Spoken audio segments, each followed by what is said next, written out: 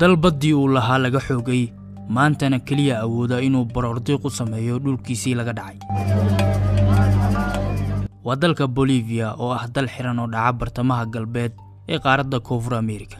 dalkan wuxuu xuduud la wadaagaa ilaa 5 dal waxaana ku nool dad gaaraya ilaa 12 milyan. caasimadiisuna ma ahan hal magaalo oo wuxuu leeyahay 2 caasimadood oo kala ah La Paz iyo Sucre. dalkan waa mid laga daah qaaday kheyraad badan balse hal mushkilad ayuu aalaaba la tahaa waana inuu yahay mid xiran oo aan awood u lahayn inuu si toos ah wax uga dhoofiyo badweynta Pacific. haddaba dalkan wuxuu ka mid ahaa dalalka leh xuduudaha badeed balse wuxuu baddiisii waayay 80meeyadii qarnigii 19aad. haddaba siduu u waayay yaasa u sababa inuu ka mid noqdo dalalka xiran. 1825 ayay Bolivia xorriyad ka qaadatay Spain, kolkaasina kaliya ma aysan noqon dal madax bannaan ee sidoo kale waxay dhaxashay dhul ka tirsan Saxaraha Atacama oo saaran badweynta Pacific, waana dhul la saaxiib ahaa kheyraad badan oo dihan. haddaba dalalka dariska la ah Bolivia gaar ahaan Chile damac ayaa galay kadib markii dhulkan laga daah qaaday nitrate iyo copper gaar ahaan bartamihii qarnigii 19aad. waxaana bilaabatay in la iska indhatiro xuduudaha Isbaanishku ka tagay. waxaa kordhay damaca Chile waxayna bilowday dhisidda warshado macdan oo ka howlgala dhulka kheyraadka leh isla markaana ay adag tahay inay Bolivia u babacdhigto maadaama taageero maaliyadeed ay ka helayeen Ingiriiska. Bolivia iyo Chile wada hadallo badan ayay galeen oo la xiriira sidii ay labada dal uga wada faa'iideysan lahaayeen kheyraadka ku dihan dhulka Saxaraha ah ee Atacama, balse Chile ayaa mar walba heshiisyadan ku gacan sarisay isla markaana si weyn uga faa'iideysan jirtay macdanta dhulkaas laga qodi jiray.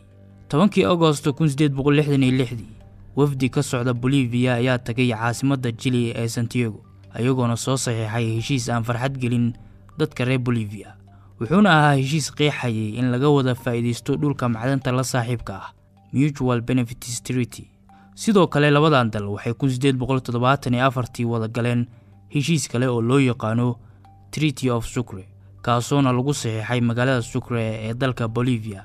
heshiisyadan waxay Bolivia xaq u siinayeen inay canshuurto warshadaha macdanta ee Chile ee ku sugan dhulka macdantu ku badan tahay. heshiiska dambe ay labadan dal wada galeen 1874 wuxuu qeexayay in aysan Bolivia canshuur kordhin ku sameyn karin warshadaha macdanta Chile muddo 25 sano ah. yacni 25 sano Bolivia canshuur dheeriya ma soo kordhin karto. haddaba sanado kadib heshiiskaasi Bolivia waa uu cuntami waayay waxayna istusisay in heshiiskaasi ay Chile oo kaliya ka faa'iideysato. 1878 Bolivia waxay go'aan ku gaartay inay buriso heshiiskaas isla markaana ay soo rogto canshuur cusub ayadoo aysan dhammaan 25 sano ee lagu balmay. 1873 waxay Bolivia heshiis qarsoodi ah oo difaacay la gashay Peru, halka kolkaasina ay Chile ahayd awood muuqata oo military waxayna aad ugu dadaalaysay dhisidda ciidamo badeed oo xoogan. haddaba markii ay Bolivia canshuur cusub ku soo rogtay shirkadaha macdanta ee Chile, dawladda Chile waa ay diiday canshuurtaas kadibna Bolivia waxay go'aan ku gaartay inay hantideeda la wareegto. arrinkan Chile jawaab adag ayay ka bixisay waxayna ciidamada Chile xoog ku qabsadeen dekedda Antofagasta. kadibna waxaa soo shaacbaxay heshiiska qarsoodiga ah ay wada galeen Bolivia iyo Peru waxayna markaasi kadib Bolivia ku dhawaaqday dagaal toos ah oo ka dhan ah Chile waxaana sidaasi ku bilowday dagaalkii weynaa ee Pacific. dagaalkan sidoo kale waxaa loo yaqaanaa Nitrate War wuxuuna socday 1879 ilaa 1883 wuxuuna dhex maray Chile oo dhinaca iyo Bolivia iyo Peru oo xulafo ah. dagaalkan waa mid ay si weyn uga sheekeeyaan taariikhyahanada Koonfur Ameerika waana mid qaabeeyay xuduudo cusub wuxuuna ka tagay muran dhuleed oo ilaa maanta taagan. dagaalkan Bolivia waxay ka dhaxashay inay gebi ahaanba ku weydo baddii ay lahayd waxaana si xoog ah uga qaadatay Chile. sidoo kale Chile waxay dagaalkan kula wareegtay dhulal qani ku ah nitrate-ka oo Peru raacsanaa waxayna guuldaro dhabarka u saartay Bolivia iyo Peru oo xulafo ahaa. dagaalkan inay Chile ku guuleysato waxaa si weyn uga saaciday ciidamadeeda badda oo ahaa kuwa si xoogan u dhisan. tani ayaana sababtay inay Bolivia awoodi weyso inay baddeeda difaacato. xilligaasi ilaa maanta Bolivia waa dal xiran oo ka mid ah dalalka aan badda lahayn. albaab walba oo sharci ah oo ay baddeeda ku soo ceshan karto ayay Bolivia garaacday, cid ka furtana waa ay weysay. xitaa waxay Bolivia maxkamadda cadaaladda adduunka geysay dacwad ka dhan ah Chile sanadkii 2013.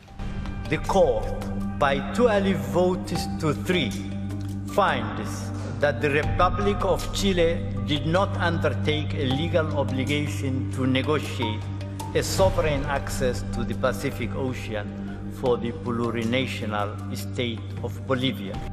Chile xitaa ma ogola inay Bolivia arrinkaasi kala hadasho, waxayna u aragtaa qadcas oo aan laga talaabi karin. Shacabka dalka Chile sinaba uma ogola in Bolivia la siiyo hal taako oo bad ah, waana guux weyn oo ka jira gudaha Chile. Sidaas daraaddeed, madaxda dalkaas waa kuwa si weyn uga fogaada inay Bolivia kala hadlaan inay access u yeelato badweynta Pacific.